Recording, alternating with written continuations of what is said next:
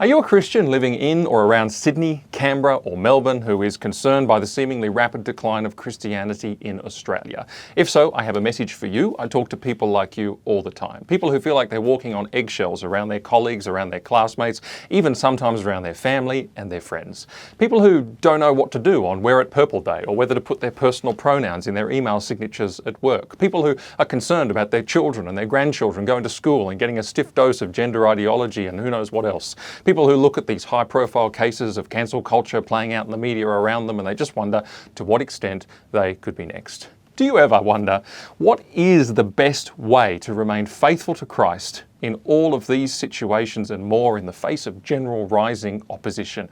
Well, I want to tell you about a special event that will renew your courage and your hope and maybe even transform the way that you live your life. An event where we will be facing the real world and answering these very contemporary challenges. In my role as head of the Australian Christian Lobby, I've had to deal with some of the most strident opposition on account of my faith, being grilled by the media, senior politicians, business leaders. That's just been the tip of the iceberg. And I have had to navigate how to stand faithfully for Christ without compromising the truth of the gospel. But it's through seeing realities like this in your world, in my world, in this world that's changing, in the light of scriptural truth that gives us reliable ways to deal with opposition, to remain faithful and to remain effective for Christ, all the while without losing any of our hope. There's no other event like this in Australia where you're going to be given the strength, the hope and the encouragement to stand for Christ and the truth of the gospel.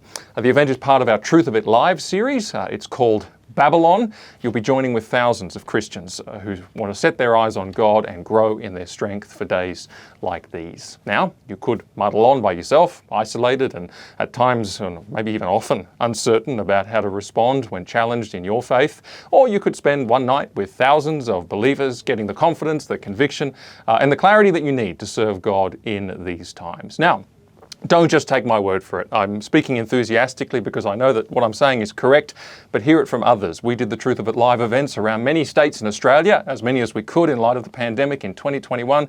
We got a lot of great feedback. I'm going to read you some of it. This is from Natalie, who wrote to us after some of the events. She said, "The event was amazing. The message encouraged my spirit. You speak with courage and conviction."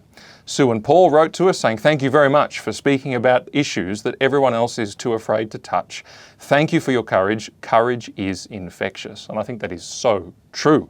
Andy says this, he says, "I have for the last 2 years spent many sleepless nights worrying about where the world is headed. The pandemic, the education system, parliaments, adverse involvement in the church and society in general, woke, cancel culture, BLM and Antifa, the list goes on.